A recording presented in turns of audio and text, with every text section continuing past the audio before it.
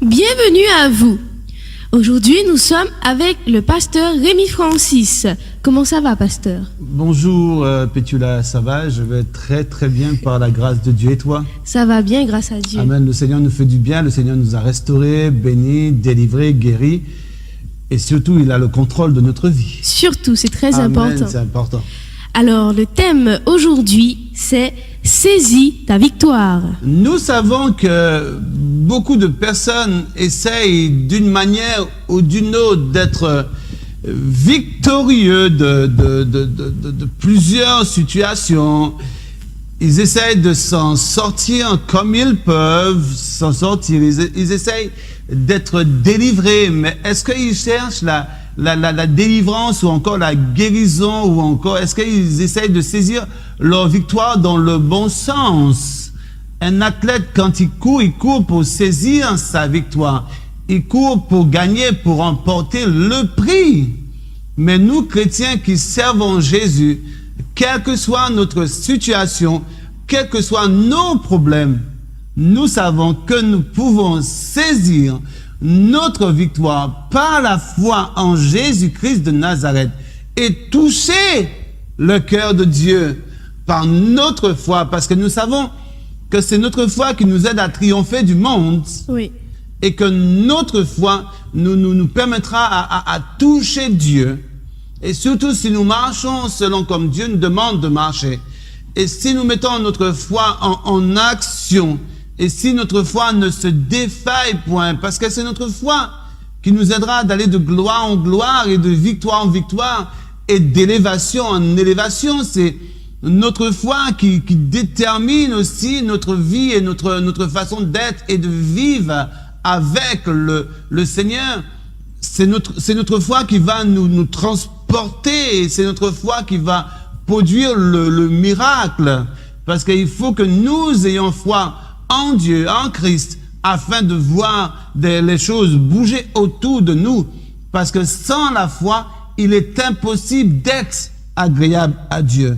Mais si nous avons la foi, nous allons saisir notre victoire. C'est pourquoi, en ce moment, je vous dis de mettre votre foi en action. Au moment où je vous parle maintenant, là, mettez votre foi en action et vous allez voir ce que le Seigneur va faire dans votre vie. Vous allez voir comment le Seigneur va accomplir une œuvre parfaite. Vous allez voir comment le Seigneur va bouger et le Seigneur va faire quelque chose de magnifique dans votre vie.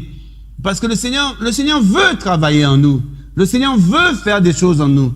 Le Seigneur veut que notre cœur change. Le Seigneur veut que notre vie change. Le Seigneur veut nous voir guéris. Le Seigneur veut nous voir en bonne santé. Le Seigneur ne veut pas voir ses enfants à la traîne.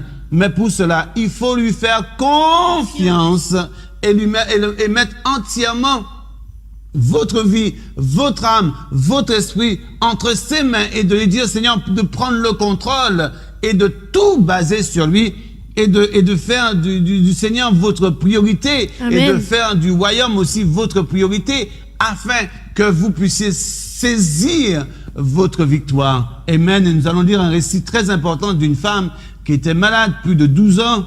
Et voilà, et comment le Seigneur a agi dans sa vie. Oui. Alors, cette histoire se trouve dans Marc, chapitre 5, versets 25 à 34. Amen. Or, il y avait une femme atteinte d'une perte de sang depuis 12 ans. Depuis 12 ans. 12 ans, cette femme est en train de souffrir avec cette perte de sang.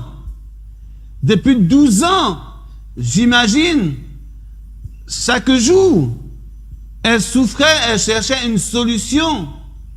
Cela a dû la maigrir. Oui. Elle a dû peut-être passer presque par des dépressions ou autres. Oui, sans doute. Elle a pu peut-être être découragée. Mais elle a toujours cherché une solution pour s'en sortir. Et on voit depuis 12 ans, cette femme est tenace. Elle cherche à s'en sortir. Elle cherche à avoir sa victoire. Elle cherche à saisir et sortir de cette situation. Mais et toi ce matin? Et toi? Qu'est-ce que fais-tu? Depuis des années que tu souffres. Depuis des années, tu cherches une solution. Depuis des années, tu tournes en rond. Tu dis même que tu es chrétien. Tu dis même que tu pries Jésus de Nazareth. Mais depuis des années, tu souffres. Depuis des années, tu es atteint de folie. Depuis des années, tu es atteint de dépression. Depuis des années, tu ne peux plus t'en sortir. Mais tu cherches une solution. Est-ce que tu cherches la solution dans le bon sens?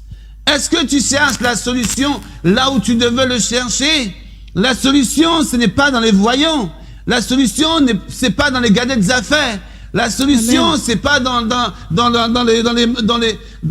les, comment on peut dire encore, dans les sorciers. Oui, tout à fait. La solution, c'est pas autre que Jésus de Nazareth, mais c'est uniquement dans Jésus de Nazareth.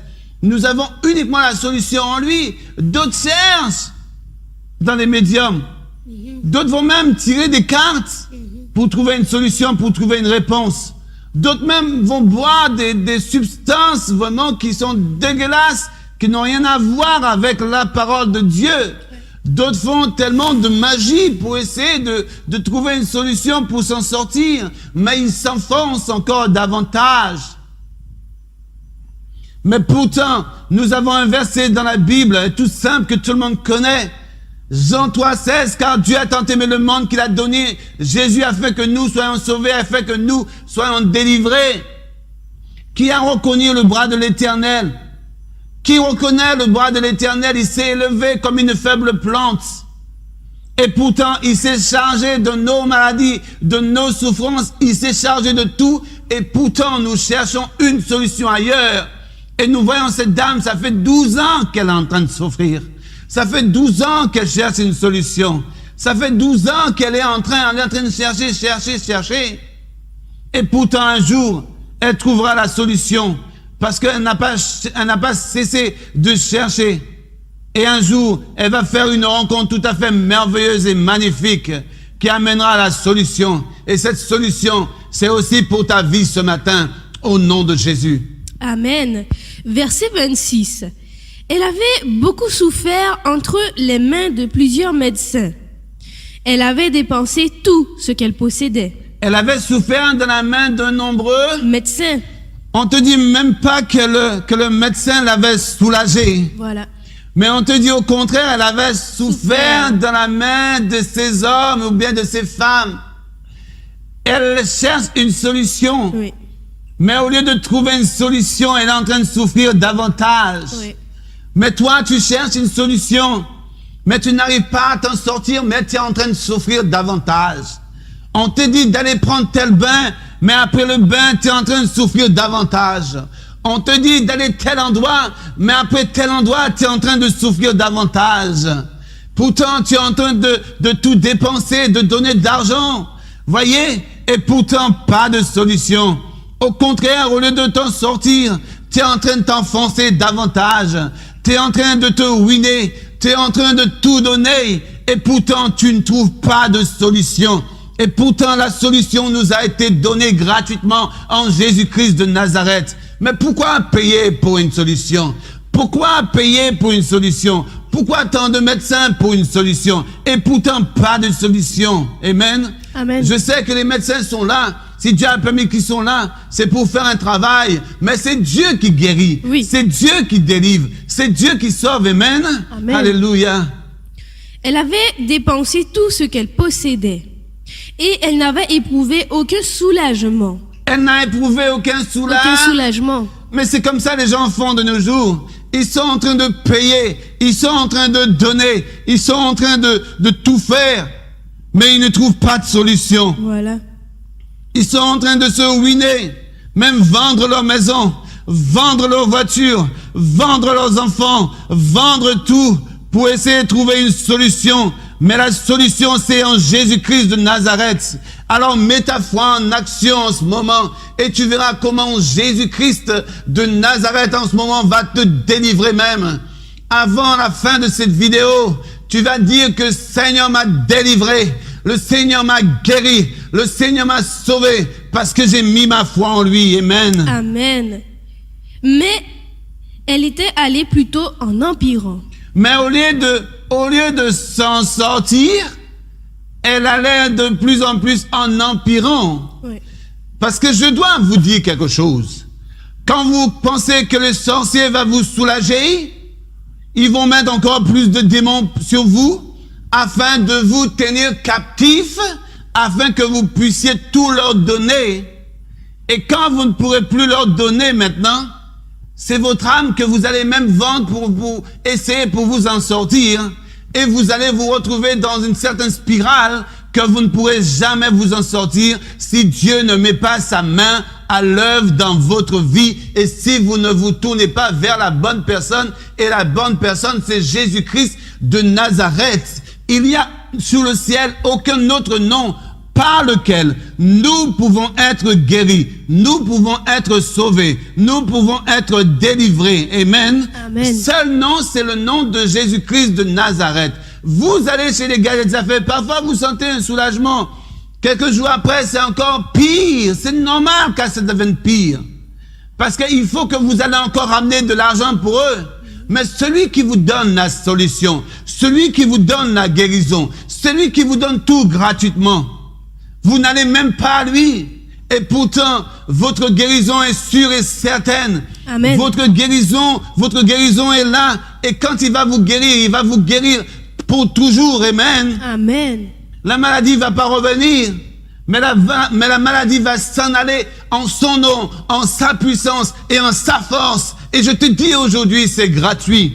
Oui. C'est gratuit. Même là, je ne te demande pas d'offrande. Je ne te demande pas de payer. Mais je te demande une chose, mets ta foi en action et tu verras comment le Seigneur va te délivrer. Le Seigneur va te guérir ce matin. Le Seigneur va te délivrer. Et je déclare au nom puissant de Jésus de Nazareth que cette maladie qui te ronge, ça fait depuis très longtemps. Je déclare que ce matin que tu es guéri. Et quelle que soit votre situation en ce moment, je déclare que vous êtes délivrés au nom puissant de Jésus-Christ de Nazareth et recevez-le gratuitement maintenant. Et vous allez témoigner au nom de Jésus-Christ que vous avez entendu la parole du Seigneur et que le Seigneur vous a délivré et que le Seigneur vous a touché. Amen. Amen. Amen. Verset 27. Ayant entendu parler de Jésus, elle vint dans la foule par derrière et toucha son vêtement. Amen. Car Elle vient par la foule, par derrière. Et qu'est-ce qu'elle fait? elle touche son vêtement. Cela veut dire qu'il y a une foule qui entoure Jésus. Oui. Mais il va se passer quelque chose de formidable, quelque chose de phénoménal, de grandiose. Il y a le ciel qui va se manifester à travers de cette femme. Il y a la puissance qui va se manifester dans cette femme, parce que cette femme, en voyant Jésus-Christ passer, elle est sûre et certaine que c'est en lui. Pourtant, elle a payé, hein. Elle a tout payé, elle a tout donné au médecin. Elle a tout dépensé. Elle s'est ruinée, mais elle se retrouve devant un homme et elle a la certitude, si elle pouvait toucher même le bord de son vêtement, elle sera totalement et entièrement guérie par la puissance et la magnificence de Dieu. Amen. Alléluia. Amen. Amen. Et elle vient par derrière. Oui. Amen. Verset 28. Car elle disait, Si je puis seulement toucher ses vêtements, je serai guérie. Elle dit pas peut-être, mais elle vient avec cette certitude. Et pourtant, elle a été chez le médecin, en croyant qu'elle aurait la guérison. Peut-être même elle a été chez le gars des affaires, on ne sait pas. On ne sait pas. Peut-être qu'elle a été voir toutes sortes de marabouts, on ne sait pas. Amen. Oui. Mais pourtant, elle n'a jamais été totalement guérie.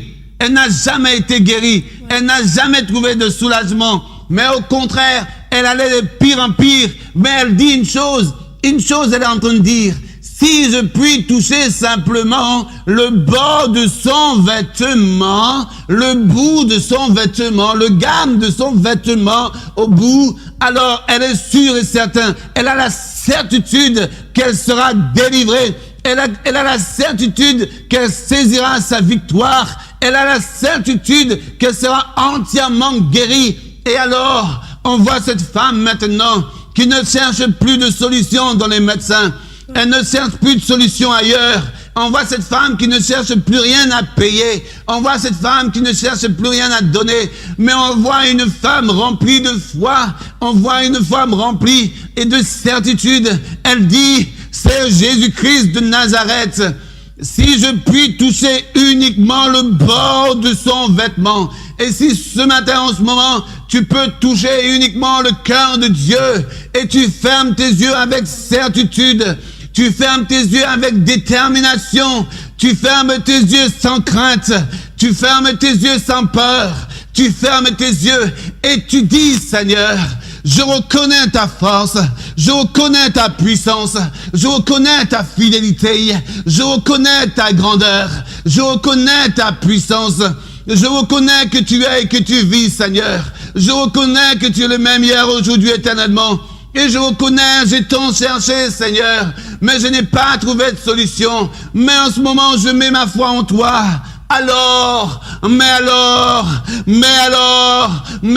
tu vas voir comment le Seigneur va accomplir une œuvre parfaite dans ta vie. Tu vas voir comment cette situation va s'en aller. Tu vas voir comment cette guérison viendra à toi. Et tu vas voir comment dans le ciel, il y a quelque chose qui est en train de bouger en ce moment et qui arrive en toi. Et tu vas ressentir la présence et la puissance de Dieu sur toi en ce moment. Alors Jésus-Christ te dit en ce moment, tu es guéri ma fille, tu es guéri mon fils. Ta situation depuis très longtemps, tu pensais c'était compliqué. Mais aujourd'hui, je te montre ma puissance, je te montre ma force, je te montre ma fidélité. Parce que j'ai vu ton cœur, j'ai vu ta foi, et ta foi m'a touché. Et maintenant tu es délivré en mon nom. Amen. Amen. Verset 29. Au même instant, la perte de sang s'arrêta. Amen. La Bible ne te dit pas qu'elle a attendu 3 jours, ni une semaine après d'avoir touché Jésus. Mais la Bible te dit en un instant. En un instant, c'est comme si c'était un clin d'œil. Oui. Vous voyez, c'est un clin d'œil. Mais je dirais même plus rapide qu'un clin d'œil. En un instant, elle fut délivrée. Mais je te dis aujourd'hui, en un instant, tu es délivré. En un instant, tu es sauvé. En un instant, la guérison arrive à toi. Et je le proclame parce que je sais en qui j'ai cru. Je le déclare parce que je sais que mon Rédempteur vit. Je le déclare parce que je sais qu'il est merveilleux. Je le déclare parce que je sais qu'il est le même hier, aujourd'hui, éternellement. Je le déclare parce que je sais qu'il a le contrôle en tout et partout. Je le déclare parce que je sais qu'il est le même. Je le déclare parce que je sais qu'il n'a pas changé. Je le déclare ce matin sur ta vie. En un instant, tu es délivré par la puissance du Saint-Esprit. Et Père, je prie pour ces hommes et ces femmes en ce moment, Seigneur, que tout ce qui les empêchait d'atteindre leur délivrance, je le lis et je le chasse et je les envoie dans les lieux arides. Et je proclame sur eux en ce moment, en un instant leur guérison, en un instant leur délivrance, Seigneur. Oh Dieu, qu'en ce moment, qu'ils saisissent ta grâce, qu'ils saisissent leur délivrance, dans le nom puissant de Jésus de Nazareth. Alléluia. Amen. Et cette femme, en un instant, elle a été délivrée et guérie. Et vous aussi, en un instant, maintenant même, vous êtes délivrés par la puissance du Saint-Esprit, par la puissance de Dieu au nom de Jésus de Nazareth. Amen.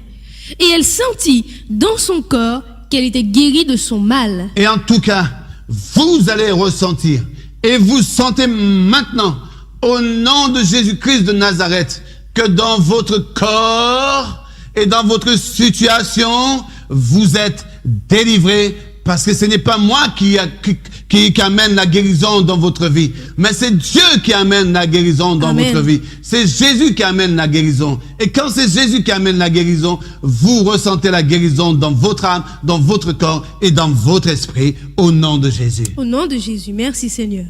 Verset 30. Amen. Jésus connut aussitôt en lui-même qu'une force était sortie de lui. Et pourtant, Jésus est entouré de plusieurs personnes. Amen. C'est pour vous dire la puissance et la grandeur de notre Seigneur et la grandeur du Christ. Comment il est merveilleux. Comment il est béni. Des hommes et des femmes l'entourent. Oui. Mais il sent quelque chose de spécial est sorti en lui. Ouais, il force. sent qu'une force est sortie en lui. Mais il dit, quelqu'un m'a touché. Amen. Jésus, pourtant toute la foule est en train de t'entourer. Mais c'est normal qu'il y a des gens qui te touchent. Ouais. C'est normal qu'il y a des gens qui te bousculent même. C'est normal, Jésus. Mais tu dis, quelqu'un m'a touché. Oui, quelqu'un l'a touché. Quelqu'un l'a touché par sa foi. Quelqu'un l'a touché d'une manière tout à fait spéciale. Amen. Quelqu'un l'a touché d'une façon extraordinaire. Quelqu'un a touché son cœur. Quelqu'un n'a pas touché uniquement le vêtement de Jésus, mais Jésus dit, quelqu'un l'a touché par sa foi. Et aujourd'hui, c'est ainsi que le Seigneur veut que tu le touches. Parce que sans la foi, il est impossible de toucher le cœur de Dieu. Sans la foi, il est impossible de lui être agréable. Sans la foi, il est impossible que le miracle se produise. Sans la foi, il est impossible que Dieu puisse agir. Sans la foi, il est impossible qu'un miracle se produise dans ta vie. Mais cette femme, elle a touché Jésus et Jésus déclare, une force est sortie au-dedans de moi. Quelqu'un m'a touché d'une façon tout à fait particulière. Alors je veux voir cette personne. Je veux le voir en face de moi. Jésus sait ce qui. Mais Jésus veut que la personne se manifeste. Amen. Oui. Et c'est pourquoi ce matin, touche Jésus par ta foi. Et ta foi, c'est une force. Et ta foi, c'est une puissance. Et si tu laisses cette puissance se manifester dans ta vie, dans ton cœur, dans ton âme et de ton esprit, rien ne peut t'arrêter. Rien ne peut empêcher ton miracle. Parce que la foi, c'est une ferme assurance des choses qu'on espère, une démonstration de celles qu'on ne voit pas. Alors, mets ta foi en action et touche Jésus de Nazareth. Amen. Et tu vas voir, tu vas toucher le cœur de Dieu. Et le Seigneur va dire, aujourd'hui, quelqu'un m'a touché. Et cette personne, aujourd'hui même, et en un instant, cette personne est guérie et délivrée. Amen. Et se retournant au milieu de la foule, il dit, qui a touché mes vêtements? Et il dit, qui a touché son vêtement? Qui l'a touché? Mais au milieu de la foule, si tu te trouves au milieu d'une foule, c'est normal, il y a des gens qui te touchent. Oui, c'est normal. Mais cette touche-là n'était pas naturelle. Cette touche-là, c'était surnaturel. Il y a touché et touché. Tu peux toucher quelqu'un, ça tu le touches naturellement. Mais quand tu parles à Dieu, tu ne touches pas Dieu naturellement. Tu peux parler et des mots ne peuvent même pas toucher quelqu'un. Mais si tu parles avec conviction, tes mots peuvent toucher des gens. Oui. Là maintenant, tu atteins, tu touches leur cœur, Voilà. et tu les amènes à une réflexion afin qu'ils puissent changer. Mais là, cette femme a touché le surnaturel. Et comme cette femme a touché maintenant le surnaturel par sa foi, le surnaturel maintenant s'est manifesté à elle. Vous voyez? Oui. C'est pourquoi le combat n'est pas charnel, mais le combat est spirituel. Mais cette femme-là, elle a touché le spirituel. Elle a touché le surnaturel. Mais elle l'a touché par quoi? Par sa foi et par sa détermination. Or, le royaume des cieux est violé, mais ce sont les violents qui s'en emparent. Alors, sois violent, voyez? Sois violent. Fais que ta foi, élève encore ta foi d'un certain niveau afin de toucher le surnaturel. Amen. Marche dans la sainteté, marche dans la sanctification, voyez? Oui. Tout, c'est un degré de foi, de sainteté et de sanctification. Plus que tu as la foi, plus que tu marches dans la sainteté, plus que tu marches dans la sanctification, c'est plus que tu vas voir le surnaturel se manifester dans ta vie. Mais si tu ne marches pas selon la foi, selon la sanctification et selon la sainteté et selon la parole de Dieu, alors le surnaturel ne peut pas agir. Mais si tu vois, tu marches dans la sainteté, dans la sanctification, et ta foi est au beau fixe, et tu marches selon la parole de Dieu, et tu vas de sanctification en sanctification, et chaque jour tu montes en plus de degrés, et plus tu montes en degrés de sanctification, je vais te dire quelque chose, rien ne pourra t'arrêter et rien ne pourra te nuire. Et tu verras le surnaturel se manifester dans ta vie, et cette dame-là, qu'est-ce qu'elle a vu? Elle a vu le surnaturel se manifester dans sa vie et dans son corps physique. Vous voyez? Alors, c'est pourquoi Jésus dit, quelqu'un a touché le bord de mon vêtement. Quelqu'un a touché mes vêtements. Et ce toucher-là, c'était pas un toucher naturel, mais c'est un toucher surnaturel. Vous voyez? Et ça, c'est une grâce de Dieu. Amen. Et ça, il faut marquer la différence. Il faut toucher Dieu surnaturellement, par ta foi, et aller de degré à degré, monter de degré à degré de sanctification et de sainteté, et tu vas voir comment tu vas toucher le cœur de Dieu et comment les choses vont bouger autour de toi surnaturellement. Parce que nous avons un Dieu puissant, nous avons un Dieu 3 fois saint, notre Dieu est surnaturel, notre Dieu n'est pas charnel, n'est pas physique, notre Dieu est esprit. Et celui qui doit s'approcher de Dieu doit le louer en esprit et en vérité. Et si tu veux toucher le cœur de Dieu, touche-le par ta foi et monte encore dans le degré de sanctification afin que Dieu puisse accomplir une œuvre parfaite en toi, afin que tu puisses aller de gloire en gloire, de sanctification en sanctification et de sainteté en sainteté. La vie d'un chrétien, je prends le temps de m'arrêter sur quelque chose. La vie d'un chrétien doit être toujours de degré en degré en degré en degré de sanctification. Si tu restes d'un niveau plus bas de sanctification, tout sera fait selon ta foi. Mais plus tu vas encore plus loin avec Dieu, plus ta foi va grandir. Plus tu auras de sanctification et de sainteté en sainteté, plus tu feras des plus grandes choses. Plus tu t'abandonnes, plus le Seigneur va travailler en toi.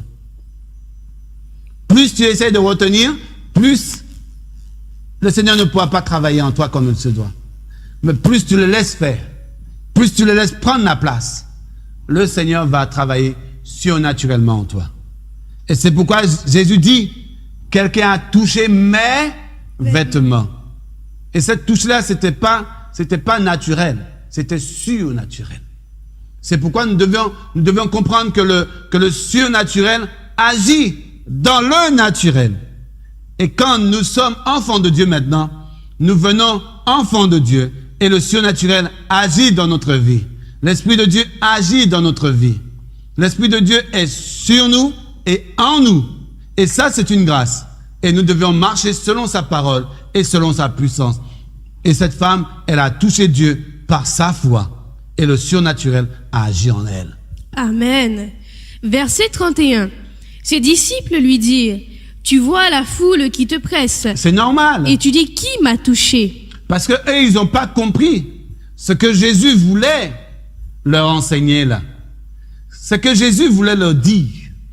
Parce que ce que eux, ils ont vu avec leurs yeux charnels. Ils ont vu la foule qui entourait Jésus.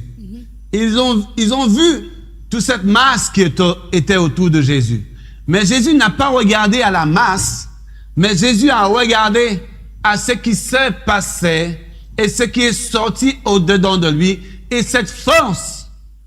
Parce que même s'il y a des milliards de personnes sur terre, mais quand une personne appelle Dieu avec foi, Dieu sait où il faut aller et là où il faut intervenir. Oui. Vous voyez? Et cette foule qui était entourée, cette foule qui entourait Jésus, Jésus savait parfaitement qui l'a touché et qui l'entourait. Et il connaissait toutes les personnes qui étaient autour de lui. Mais il savait qu'il y avait une personne qui l'a touché particulièrement. Et cette force-là qui est sortie en lui, il savait qu'il y a un miracle qui s'était produit, même sans que lui, il parle, mais il savait qu'il y a quelque chose qui s'est passé. Il savait que le Père s'était manifesté. Il savait que le Père s'est glorifié. Et c'est pourquoi le Père se glorifie dans ta vie aujourd'hui. Alors laisse-le travailler au nom de Jésus. Amen. Amen. Verset 32. Et il regardait autour de lui pour voir celle qui avait fait cela. Vous voyez, il précise. Il précise bien, il regardait autour de lui. Il n'a pas dit pour voir qui, mais pour voir celle. C'est vrai, c'est vrai. Celle. Il n'a pas dit celui. Il pouvait bien dire celui. Parce que le masculin domine toujours sur le féminin. Mais il dit, il se retourna pour voir celle qu'il avait touchée. Pour celle qu'un miracle venait de s'opérer. Voilà. Pour celle qu'un miracle venait d'être fait. Il dit, je me retourne pour voir cette femme. Amen. Amen. Parce que Jésus, c'est un Dieu de précision. Il sait ce qu'il fait. Il sait ce qu'il dit. Il sait où il va. Jésus ne fait jamais rien à moitié. Quand il le fait complètement. Et il ne doute pas. C'est pourquoi toi, ne doute pas ce matin. Tu es délivré par sa grâce et par sa puissance. C'est pourquoi il dit, je me retourne et je regarde celle qui m'a touché. Verset 33. La femme, effrayée, tremblante, sachant ce qui s'était passé en elle, vint se jeter à ses pieds et lui dit toute la vérité. Vous voyez? Quand il dit, je retourne pour regarder celle qui m'a touché. Mais quand il dit, il retourne pour regarder celle qui m'a touché. Est-ce qu'il a regardé à gauche? Est-ce qu'il a regardé à droite? Non. Il a regardé directement dans la direction de celle qu'il a touchée. Voilà.